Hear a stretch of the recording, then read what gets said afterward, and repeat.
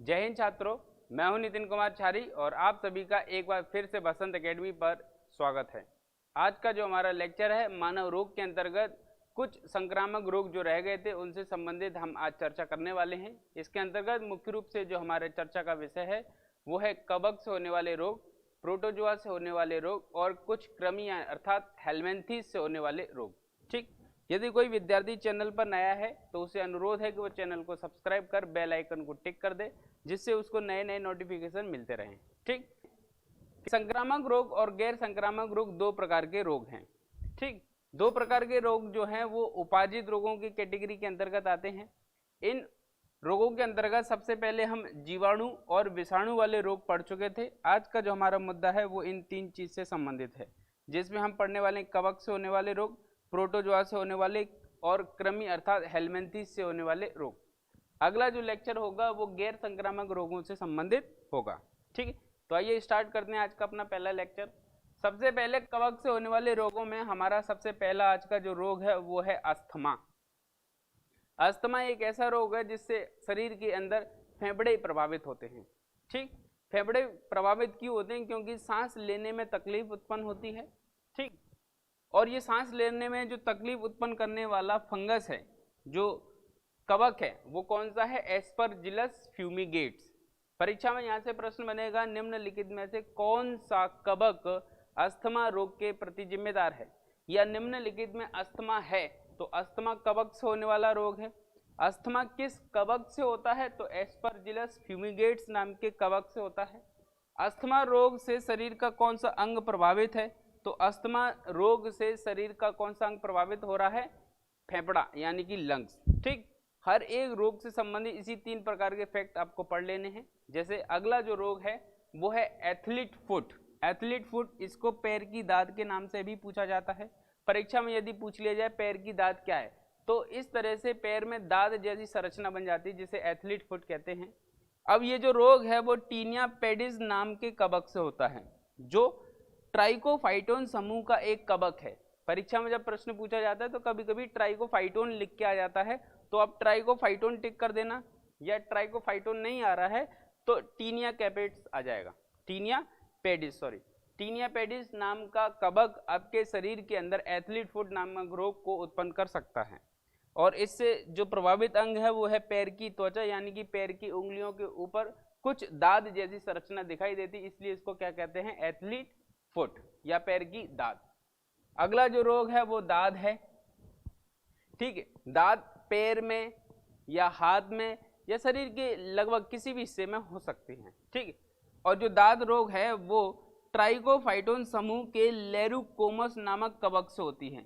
ठीक है, इसके होने के पीछे कौन सा कवक जिम्मेदार है? वो है लेरुकोमस।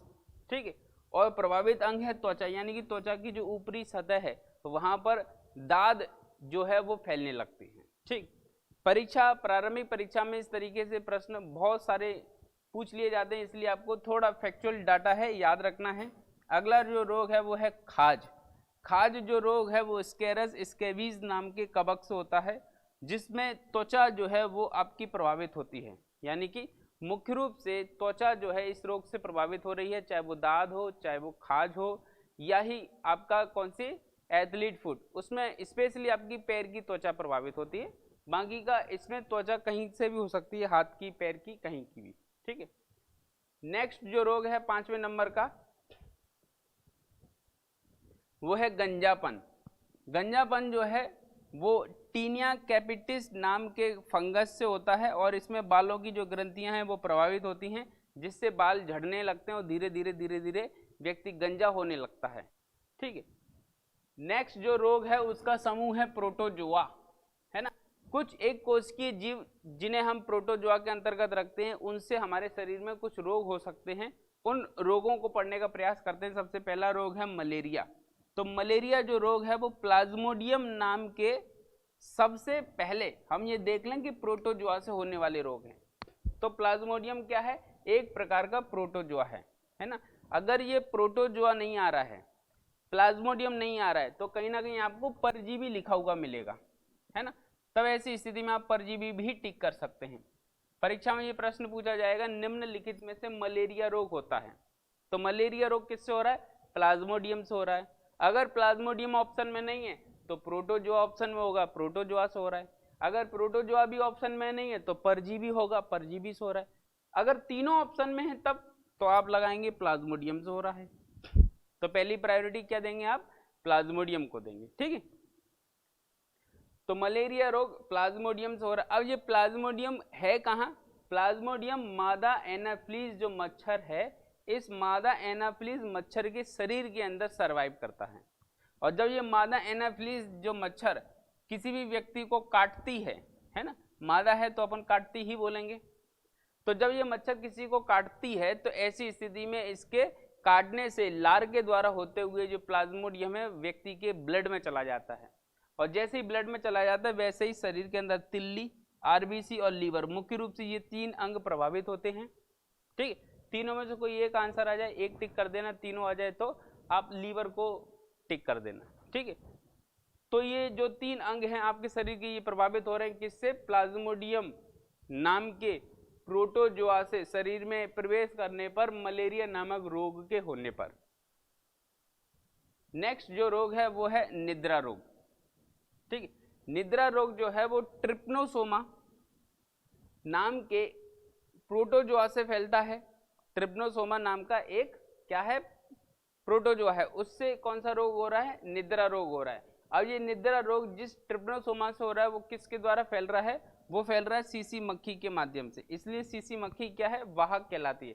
इसी प्रकार से आपका जो मादा एनाफ्लीज मच्छर था वो वाहक था किसका? मलेरिया रोग का, ठीक है। तो इसी प्रकार से अगला जो रोग है अपना निद्रा रोग, वो निद्रा रोग के लिए वाहक कौन सा है? सीसी मक्खी। और किससे हो रहा है? तो ट्रिप्नोसोमा से हो रहा है। और इस रोग का प्रभावित अंग क्या है? तो इस रोग का प्रभावित अंग है मस्तिष्क, है ना, ब्रेन। नेक्स्ट काला ज्वार। काला ज्वार जो है लीशवानिया डोनोवानी नाम के प्लाज्मोडियम से या परजीवी से होता है। और इस रोग का जो वाहक है वो है बालू मक्खी, बालू मक्खी यानी कि सैंड फ्लाई, ठीक है। और इससे हमारे शरीर की अस्थि मज्जा यानी कि बोन मेरो क्या हो रही है? प्रभावित हो रही है, ठीक है। हर एक से संबंधित आपके 3 फैक्ट है, आपको याद रखना है। और नेक्स्ट रोग है आपका पायरिया।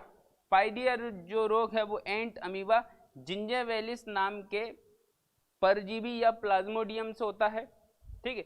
और इस रोग के जो प्रभावित अंग है या प्रभावित जो लक्षण दिखाई देते हैं वो मसूड़ों में दिखाई देते हैं, यानी कि आपके मसूड़े जो होते हैं वो कमजोर हो जाते हैं और मसूड़ों से ब्लड आने लगता है, ठीक। नेक्स्ट जो रोग है वो है पेचिस। पेचिस यानी कि डिसेंट्री। डिसेंट्री जो रोग है वो एंट अमीबा हिस्टोलिटिका से होता है, जिसमें बड़ी आंत प्रभावित होती है। आंत तो होती है लेकिन कौन सी?